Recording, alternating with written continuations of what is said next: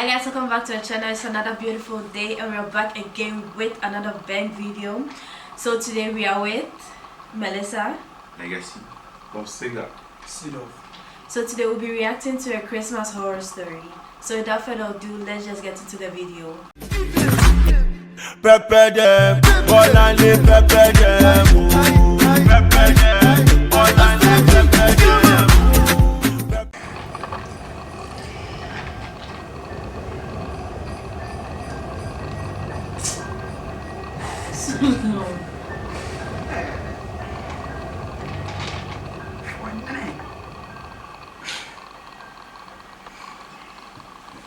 Last year on Christmas Eve, I was working late.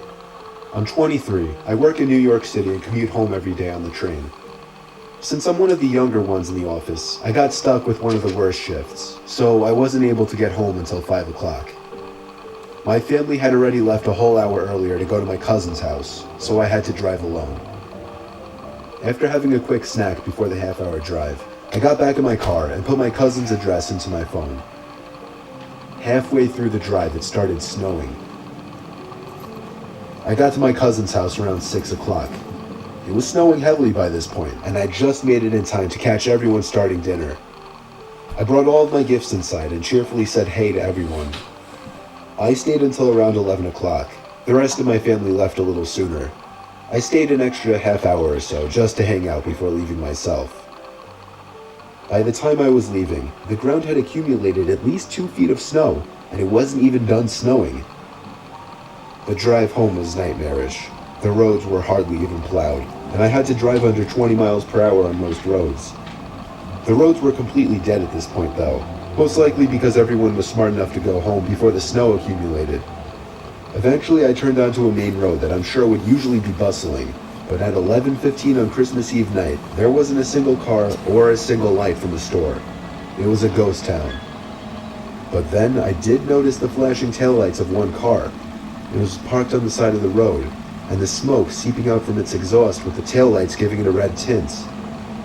As I got closer, I realized there was somebody next to the car waving their hand in the air. I assumed something was wrong and they needed help. So, me being the good Samaritan I am, I pulled up behind the car. When I opened my door, the guy approached me immediately, barely even giving me time to step out. He was an average-sized man, probably 5'10", 180 pounds. He spoke in a very demanding voice, asking me if I know anything about fixing an engine. I told him I didn't know much about cars. The guy responded very quickly to everything I said. He told me it's fine.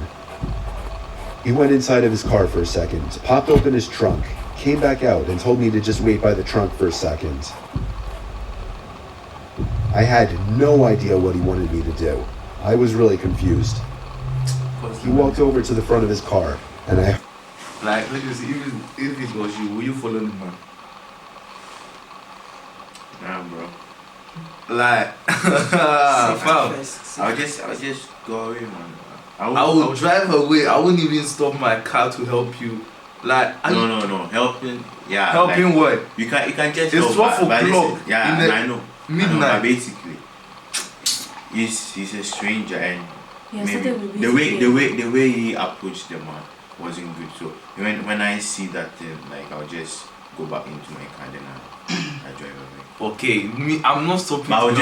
When you stop, will you stop to help the man? I will, because like. Just imagine if you were in the guy's situation, you would want someone to help you. But the way the guy is first of all, he's wearing all red. It doesn't matter. It was Christmas Eve. Yeah. Christmas so red. It's midnight. 12 o'clock. Maybe something happened to his car a long time ago and everyone was inside. I'm driving away. I'm not helping. I'm driving away. Let's see what happened. I heard him open the hood. I couldn't see anything he was doing since the trunk was blocking my view, and the loud wind of the snowstorm overpowered any small noises he might have been making. I put my hands on the back of the car and leaned my body in anticipation, when suddenly I heard 3 or 4 quick and aggressive footsteps in the snow behind me before I was pushed into the trunk. The man tried to close the trunk on me, but I kicked my feet up in resistance and held it up. I was able to overpower him and kick the trunk open completely. As I took advantage of the few seconds I had to get out of the trunk, I took out my keys. He tried to grab me now, and I dug my house key right into his neck. He fell to his knees, and his scream echoed down the deserted street. I was in my car and halfway down the road before he could even get up from his knees. A little further down, I called 911 and reported the guy. I came back in 10 minutes to find blue and red lights illuminating the windows of the deserted stores. The police held him until the ambulance arrived for him. I watched the whole thing, and nothing ever felt better in my life. I got home safely half an hour later and told my family everything. I was still very shaken that Christmas, and this remains possibly the most horrific thing I've ever experienced.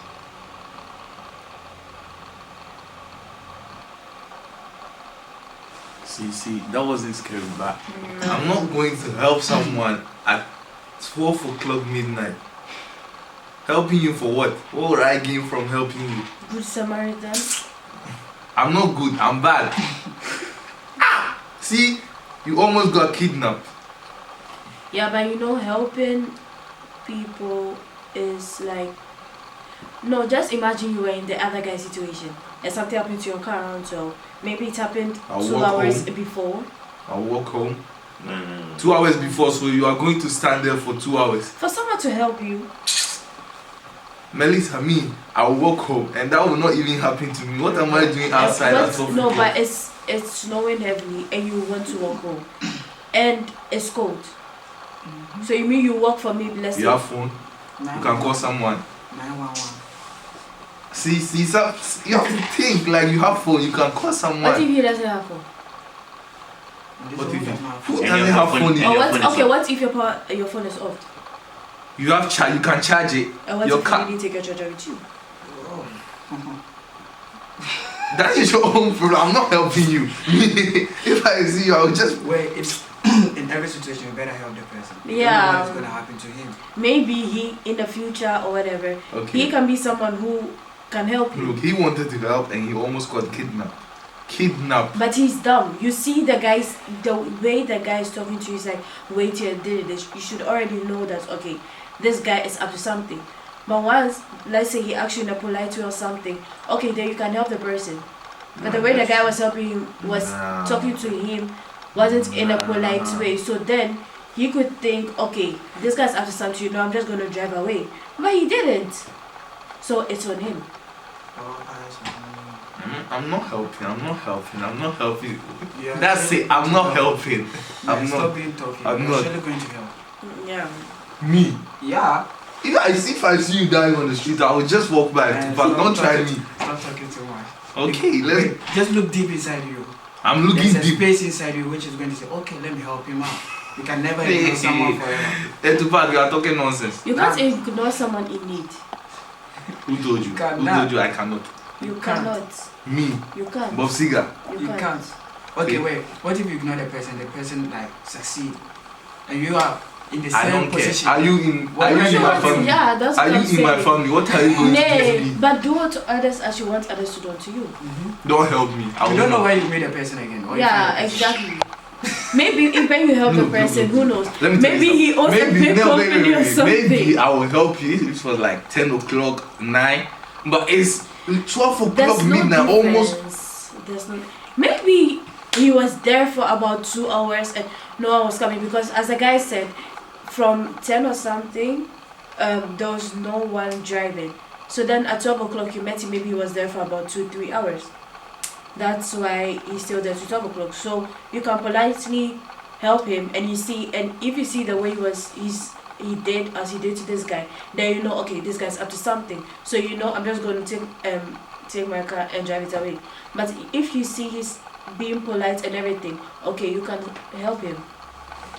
Sometimes someone could be polite but also wicked. Yeah. That's true. Yeah, but Pretending.